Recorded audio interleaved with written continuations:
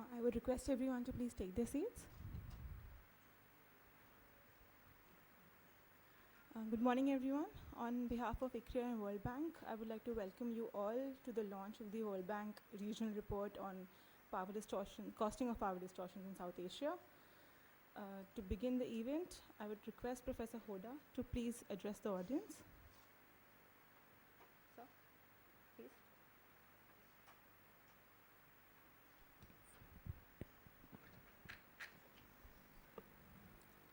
Thank you. If you don't mind, I'll keep sitting on this chair to give this welcome address. I was hoping that Amitabh Kant, the CEO of Niti Aayog, would be here, and then we would go ahead with the welcome address.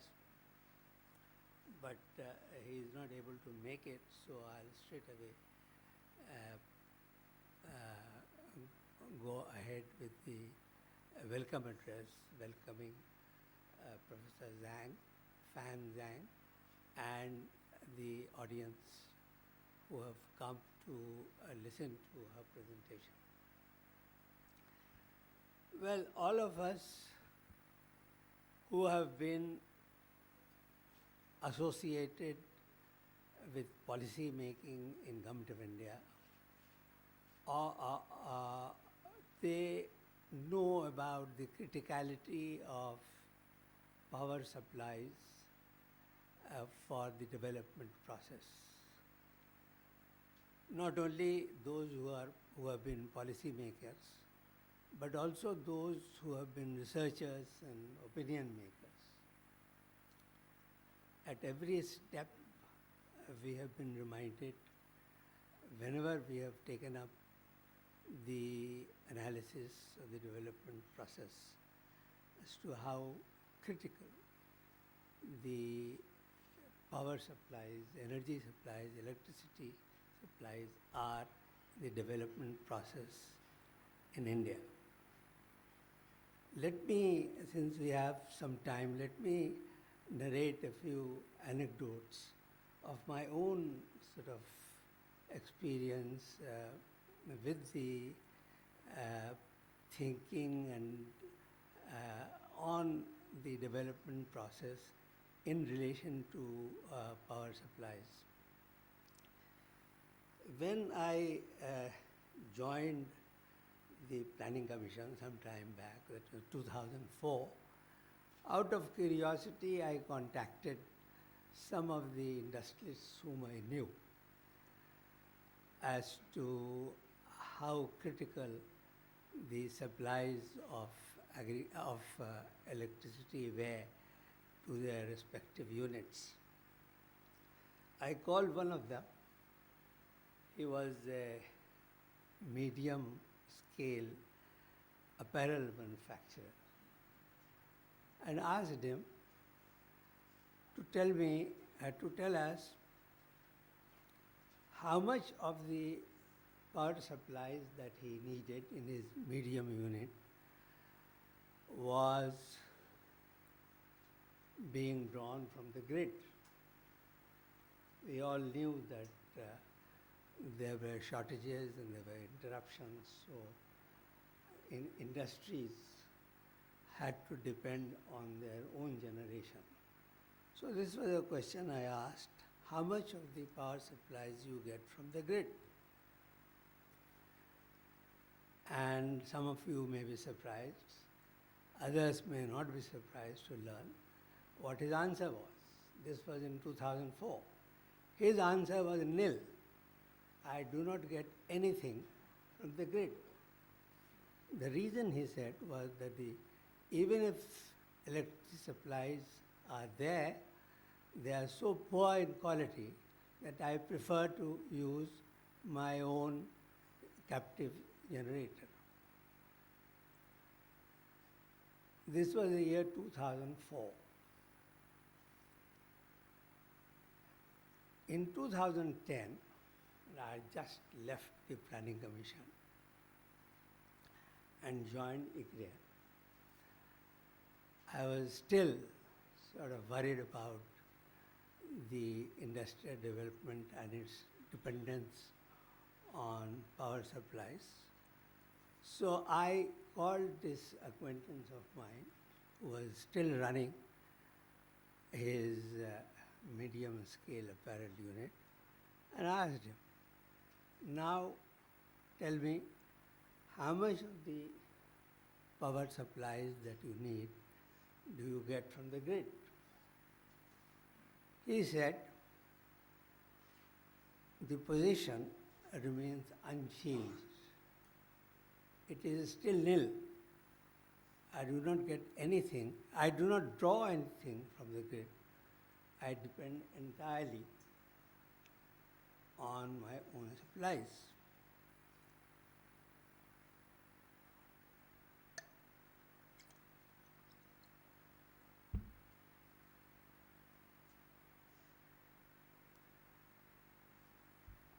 Coming to the meeting today,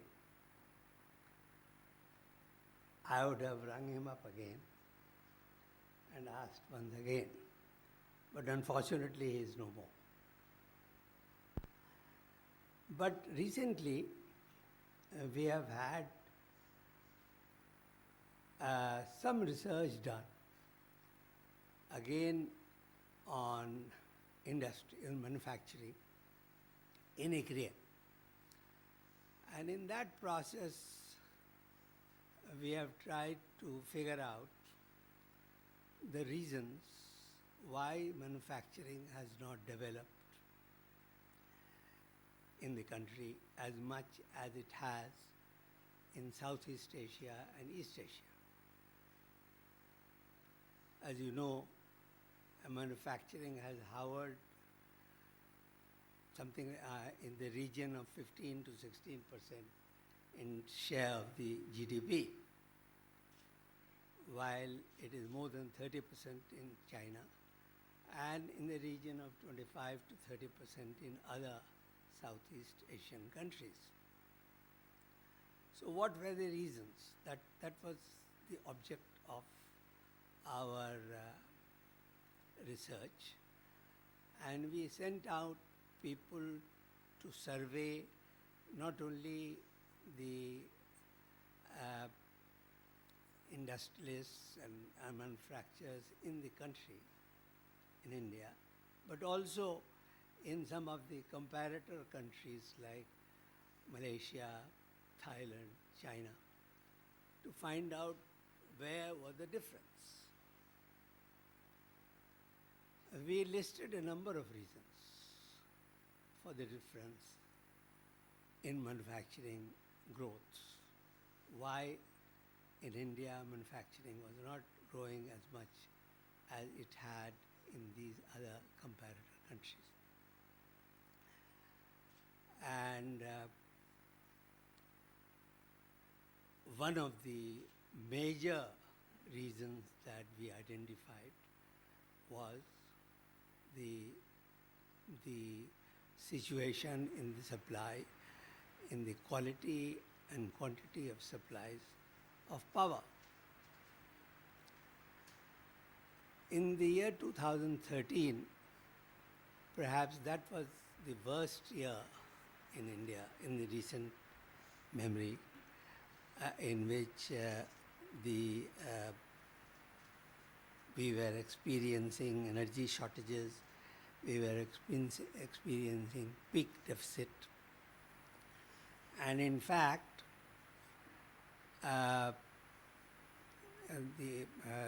one of the apex chambers, FICCI, had carried out a survey in December 2013 to find out what was the level of interruptions in the industrial units, particularly in the more industrialized states like Tamil Nadu and Andhra, Karnataka.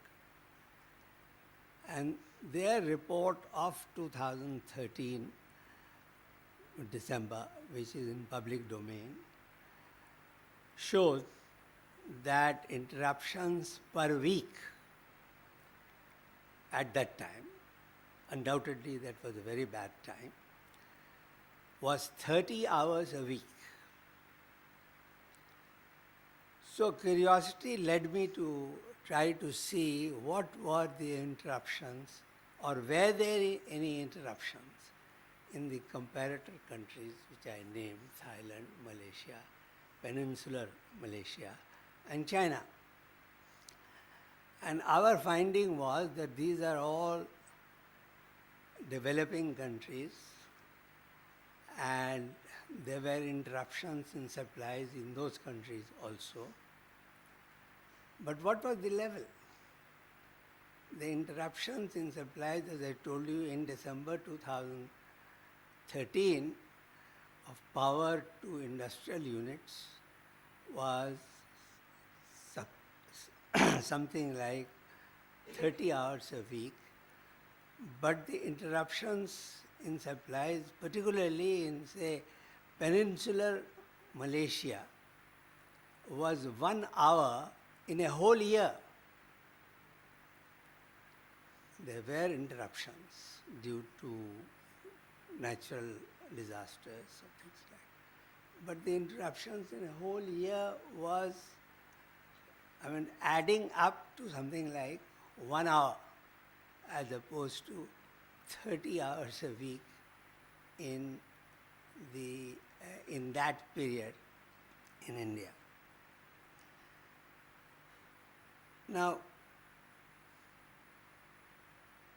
agriculture, that was another study that we did in ICRIER on what were the reasons why agricultural development in in the states of India was uneven. Some states like Punjab and Gujarat had grown very well in agriculture, but other states such as Bihar and Odisha, agricultural development was very poor. And when we studied the reasons, there were several reasons, but again, one of them was power supply. Quality and quantity of power supply. Power, as you know, is very useful for agriculture for accessing groundwater. And you must all be knowing already that in India, the whole country, there has been an inexorable shift from surface water irrigation to groundwater irrigation. Something like 60% is groundwater irrigation. But the states of Bihar and Odisha, which are rich in groundwater availability, where the aquifers are very well endowed, they are very well endowed with aquifers, but the exploitation of the groundwater is very poor. The reason again is the poor quality and quantity of electricity or power supplies.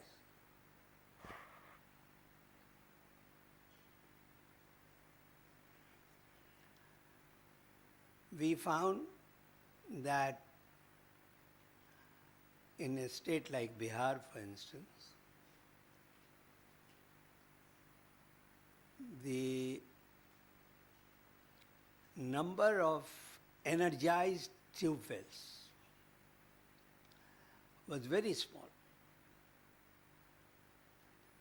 Most of the farmers were still using tube wells,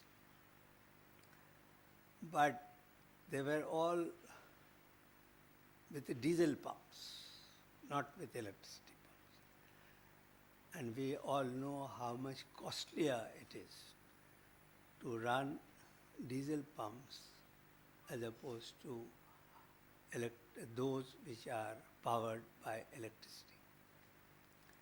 And that really sets back the Bihar farmers in competitiveness vis-a-vis their peers in other states. The same is true of Odisha.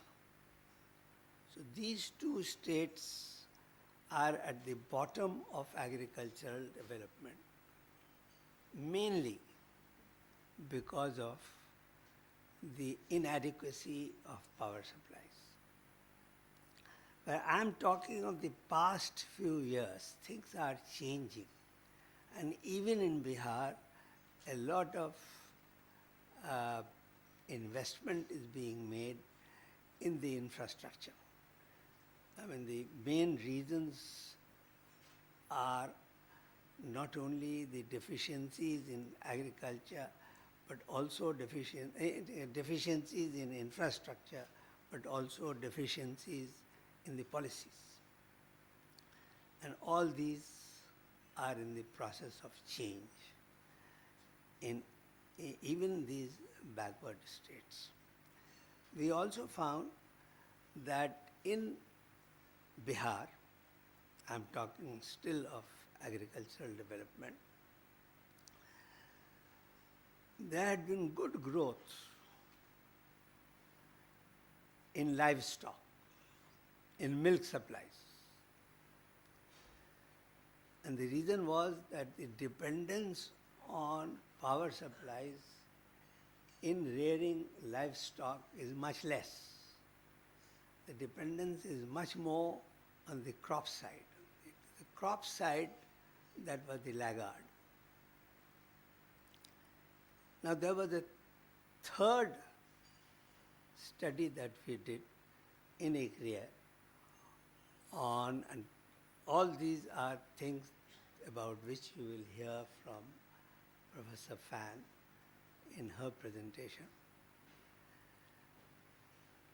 You see, when we were studying as to how to adapt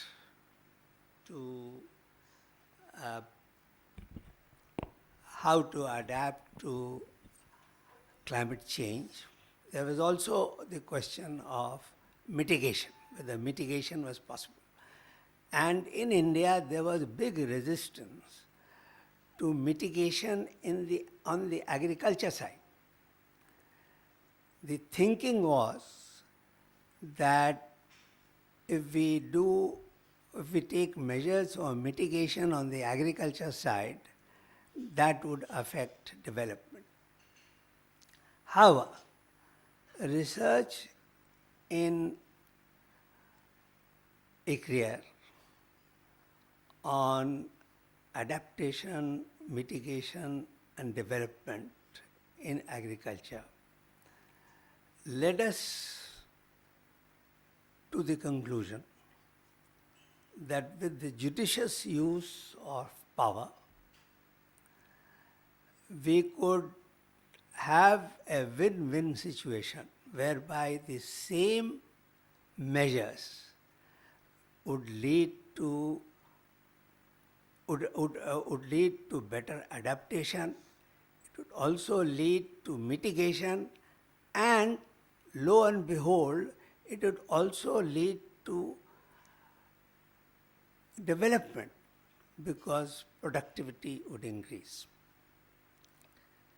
Now, I think I have tried to sort of give some glimpses of the criticality of power in the development process as it has come out during the research that we have carried out in the WTO so far, in ICRIER so far.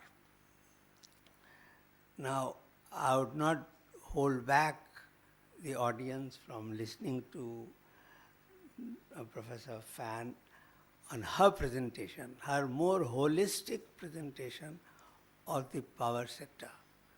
So straight away, I would like to request Professor Fan to make her presentation. Professor Fan, you have the floor.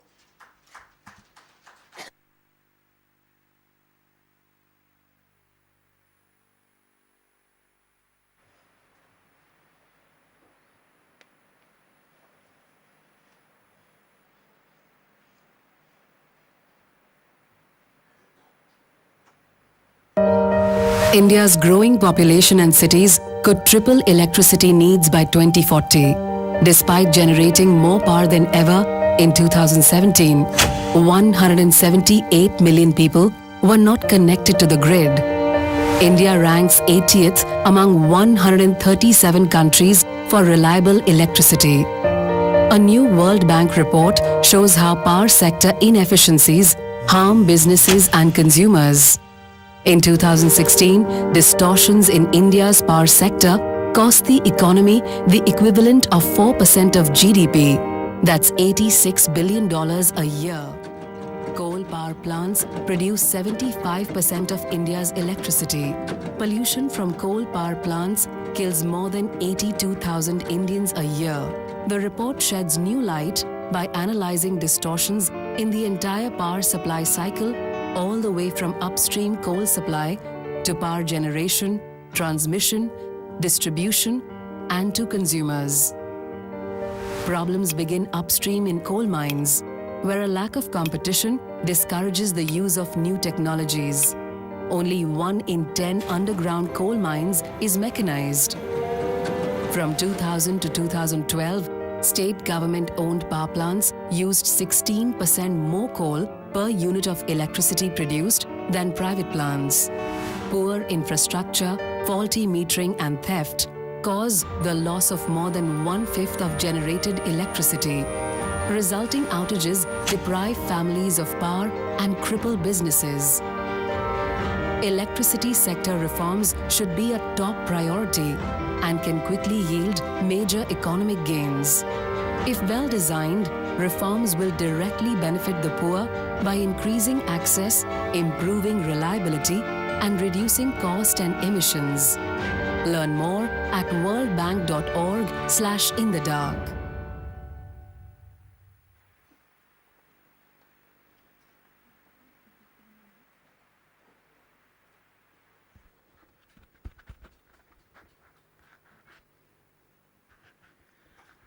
Now I would request the panel to please formally release the report. So, ma'am, please formally release the report, please.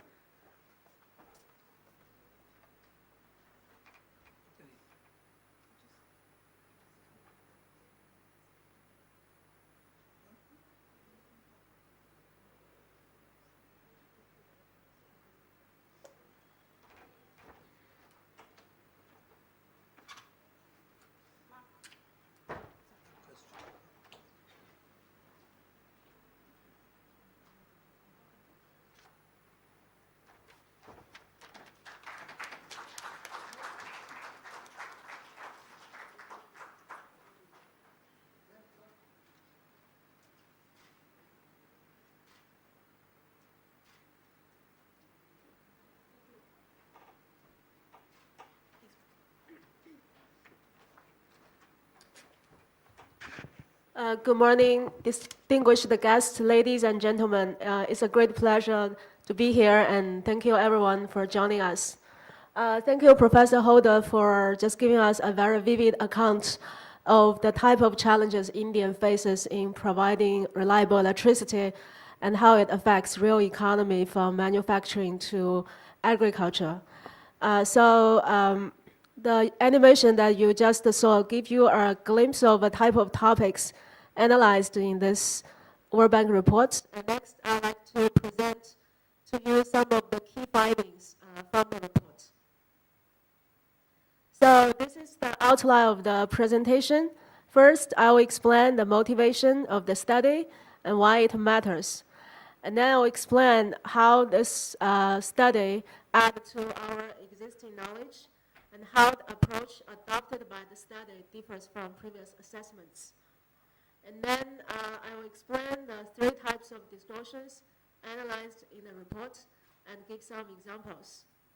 And finally, I'll talk about the implications of the findings for electricity sector reform in India.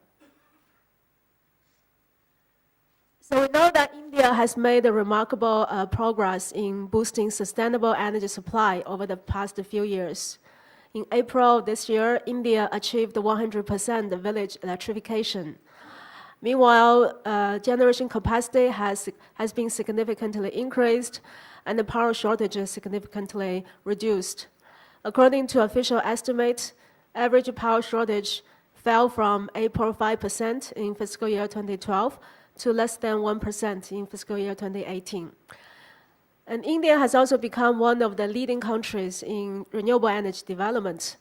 India now ranks 4th in wind power-based capacity and 6th in solar-based capacity worldwide. A new World Bank report that was just released last week called RISE 2018 also praised India for contributing to record-setting low prices for solar power through renewable energy action.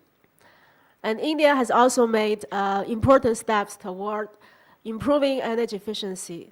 So for example, under the UJLA scheme, 317 million energy-efficient LED bulbs have been distributed to consumers, and the number is still counting. But despite this remarkable achievement, India still faces enormous needs to meet electricity demand of a fast-growing economy while protecting the environment and public health. So the following statistics just give you a sense of the scale of the challenges. According to International Energy Agency, India's electricity demand is likely to triple between today and 2040. And in 2017, roughly 178 million people in India were still not connected to electricity grid. Although power shortages have been significantly declined, the 2018 Global Competitiveness Report still ranks India 80th out of 137 countries in the reliability of electricity supply.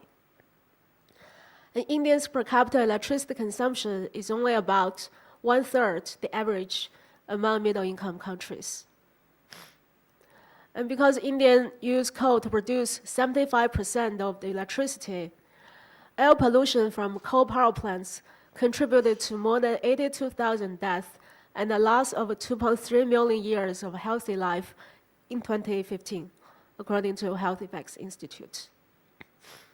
So in order to address these energy supply challenges, the report points out that in addition to investments, reforms are crucially needed to address inefficiencies in the system so that India can make the best use of existing facilities, avoiding waste, and shifting to a cleaner energy mix. So what this study adds is that the study aimed to estimate the economic cost of distortions along the entire supply chain of electricity in India. And there are many distortions, but they can be regrouped under 3 types. First is institutional distortion due to state ownership and weak governance. Second is regulatory distortion due to mispricing and underpricing. And third is social distortion due to negative environmental and social externalities associated with energy production and consumption. So there have been many studies about the power sector in South Asia. And this study differs from previous assessments in 2 ways. First, most of previous studies on distortion has been estimated, the estimated cost of distortion based on their cost for the budget. But this is only a partial measure. Because many distortions, they do not have a direct impact on the budget, but nonetheless occur massive economic costs. So for example, more than 250 million people in South Asia still have no access to electricity. And for many that are connected to the grid, they face frequent power outages. Lack of reliable access to electricity have huge negative implications for welfare and growth. but does not have a direct impact on budget. Another example is emissions from fossil fuel-based power generation, which have negative impacts on health and environment, but again, does not have a direct fiscal implication. Now, subsidies is a type of distortion that does incur fiscal costs. But subsidy is also a form of redistribution that benefits some group of consumers at the cost of taxpayers. And more importantly, subsidies contribute to wasteful consumption and undermines the performance utilities. So the full measure of the cost of subsidies should be the foregone well-being. And therefore, going beyond the fiscal costs, in this report, we estimate the impact of distortions from a welfare perspective. That is, we estimate the cost of distortions on the impact on consumer well-being and producer profits, rather than the cost of fiscal. Excuse me.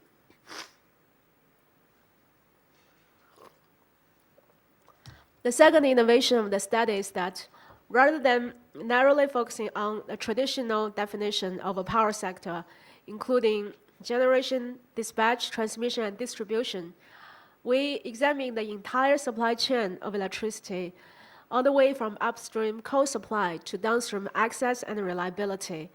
And we find that some of the most costly distortions are both upstream and downstream. In terms of the methodology of the study, we apply welfare economics tools to estimate the welfare cost of distortions.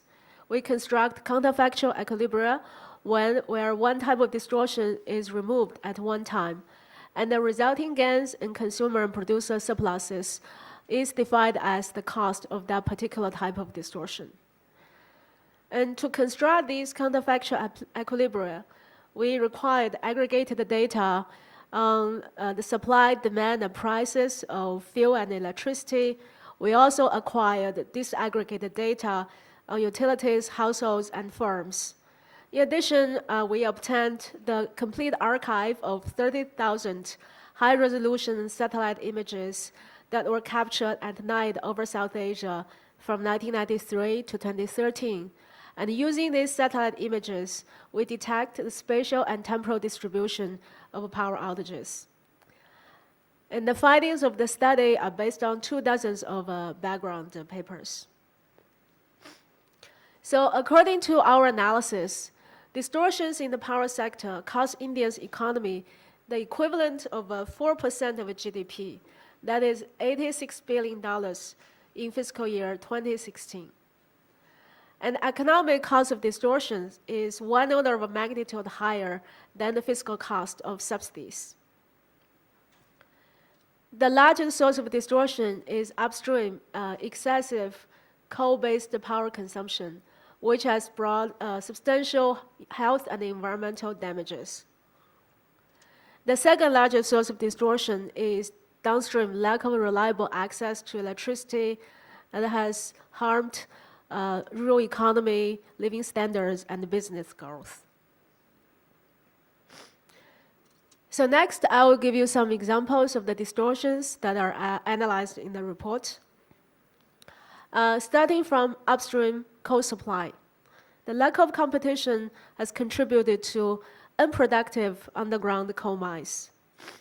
Before 2018, the coal sector is not open for private commercial mining, and coal Indian dominates the supply of coal.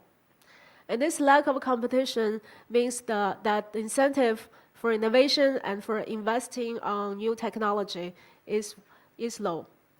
And if we look at the data, labor productivity of underground mines measured by output per labor shift remained flat for decades. And although underground coal mines contribute to only 7% of total output in 2014, it nevertheless command half of the workforce in coal sector. And in fiscal year 2016, the labor productivity of underground coal mines in the United States is 25 times the labor productivity of underground coal mines of Coal India. Upstream regulatory distortion arises from the cross-subsidization of railway passenger tariffs by railway freight. And because of this cross-subsidization, India's freight tariffs are among the highest in the world on the PPP base, and its passenger tariffs are among the lowest. And because of this cross-subsidization, the revenue of the rail system has been squeezed, and the investment is discouraged, and all of this contributed to transportation bottleneck for coal delivery, which further worsened coal shortages. And we find that because of this transportation bottleneck, power plants that are located farther away from coal mines faces even more severe coal shortages. And there is a strong positive correlation between distance traveled between coal mines and power plants and the coal shortages faced by power plants. Every 1% increase in distance is associated with a 14% increase in average monthly coal shortage experienced by power plants. Social distortion refers to the environmental and health damages from coal power plants. Now, we know that 14 out of 15 most polluted cities in the world are in India, and air pollution is one of the leading risk factor for death. And coal-based power generation is part of the problem. Although India is among the few countries in the world that have introduced a clean environment cess on coal consumption, the current level of carbon tax is only a fraction of the damages caused by coal-based power generation. And as a result, too much coal is used for power generation. So according to our analysis, if a full environmental tax is imposed, coal consumption will reduce by 30%, and there will be a net benefits of $35 billion a year in the form of avoided health and environmental damages and tax revenue. In the core sector of electricity, lack of competition and incentive-based regulation has contributed to low generation efficiency. And because most of the generators are shielded away from market competition, and the costs are passed on to consumers, so the incentive for improving efficiency is low for both public and private power plants. But because public power plants also lack a strong motive for profits, and there's a lack of transparency and accountability, this is even more, the lack of competition is even more problematic for public power plants.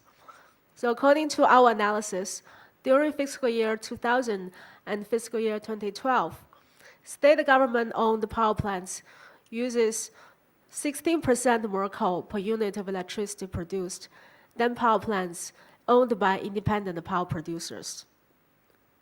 And this is true even after we controlled for differences in plants' physical and technological characteristics, such as the age and the size and the design heat rate, which is a proxy for technology, the location and dispatch of the power plants.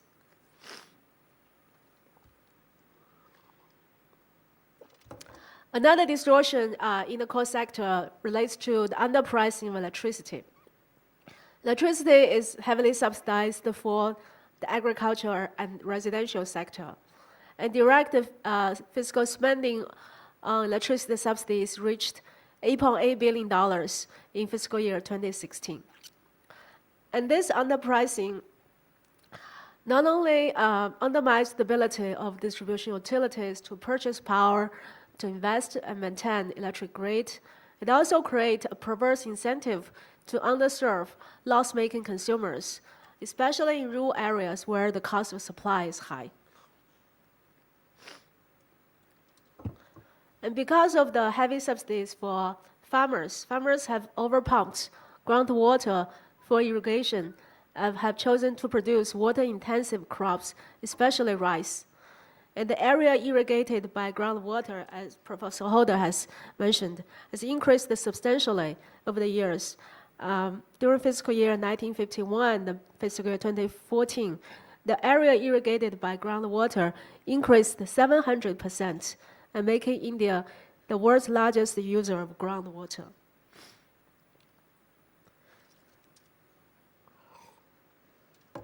And downstream consumer sector, there is a huge opportunity cost for lack of reliable access to electricity.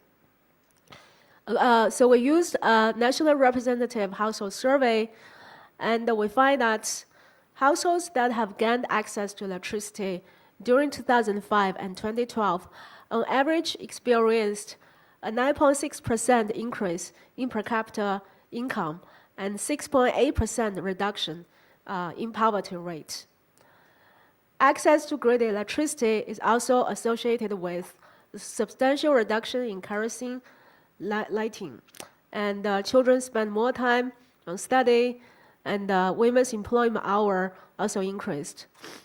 And there's also evidence that women in households that have access to electricity have more decision-making power for intra-household resource allocation, have more autonomy, mobility, and more social participation.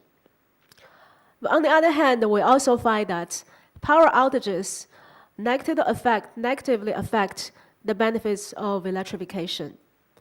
Every 1 hour increase in daily average duration of power outages is significantly associated with a reduction in per capita income, in children's study time, women's employment hours, and almost all development indicators considered. This is because even occasional outages could discourage the investment on electrical appliances or sustained behavior change in study and working behavior. So on the impact of industry, it's not only just because of this lack of reliable electricity supply, but the cost is also high.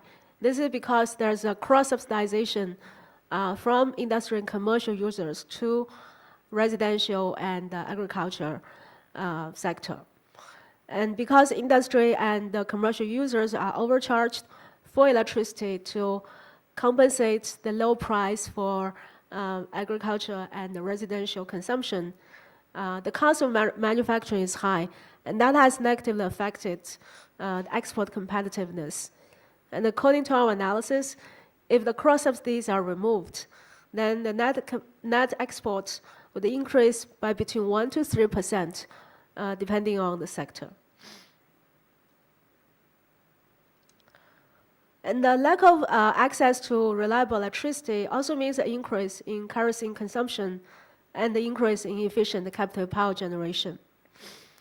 Captive power capacity, mostly based on coal, has increased rapidly over the past years.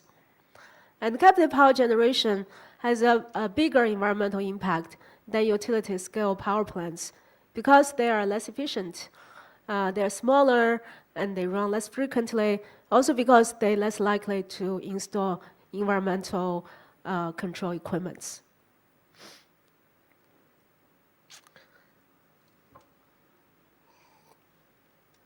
So all these results suggest that electricity sector reform should be a top priority because few other reforms can yield economic gains of a similar magnitude.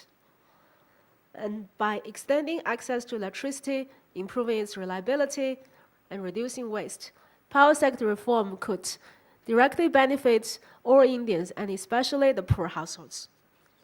The analysis also yields some implications for how to implement power sector reform. First, a narrow focus on liberalizing the price of electricity should be avoided.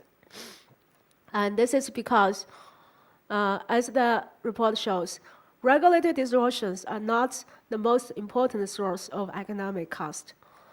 And in the absence of other reforms, the market equilibrium is highly inefficient.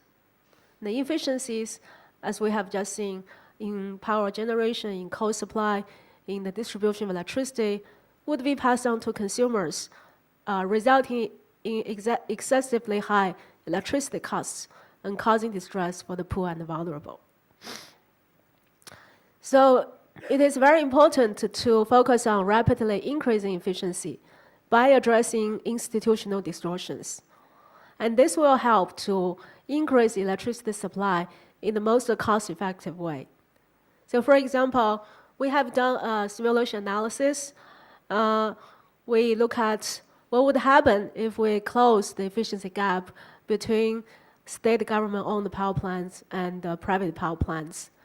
And the results show that in fiscal year 2015, this would help a reduction of a power shortage in India's northern region by 46%.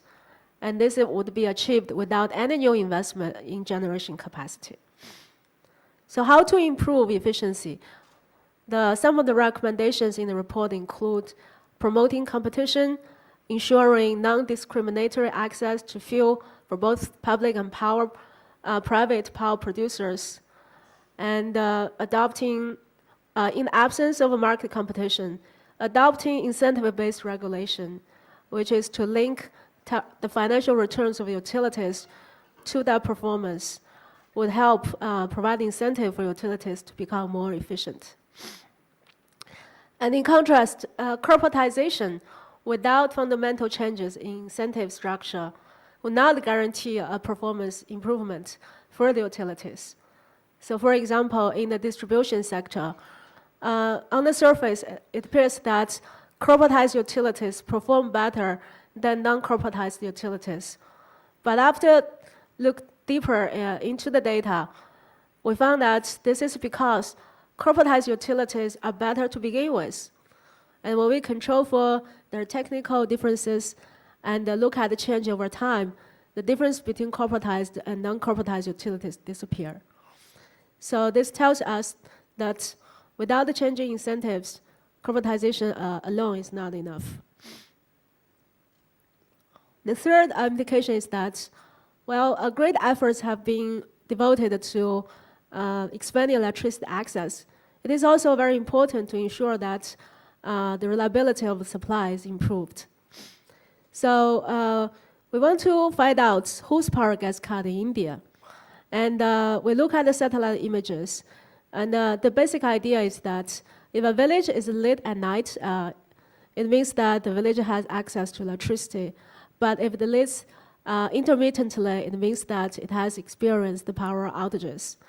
So by looking at the variation in the brightness of a village at night, we can construct a power supply irregularity index as a proxy for the reliability of electricity supply.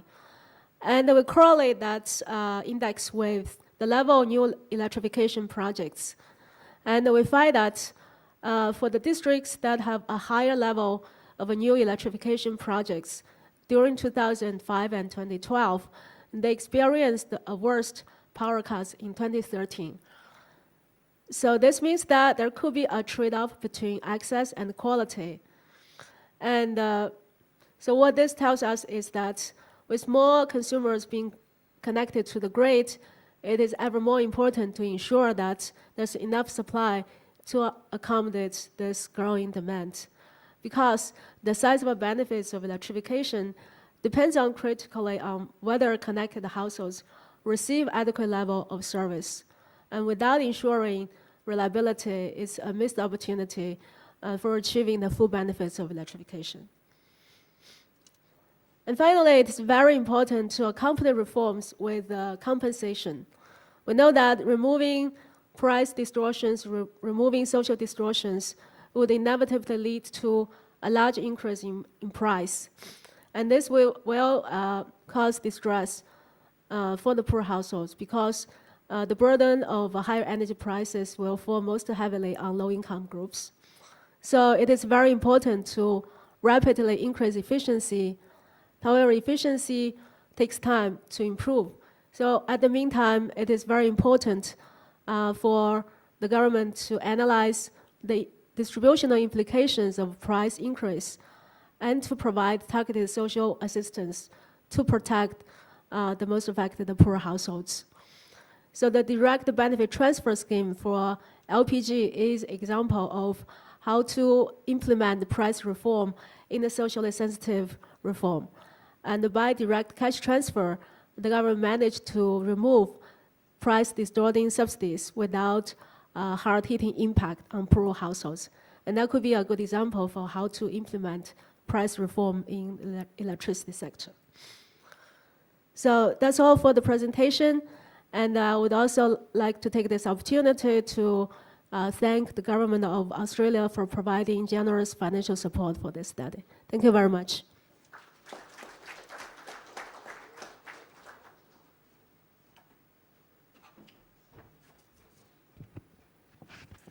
Thank you, Professor. I would like to thank Professor Hoda and Professor Pham for such a detailed discussion. Now we would break for tea and be back in 10 minutes for the panel discussion. I would also like to inform everyone that copies of the report are now available at the registration desk. Thank you so much.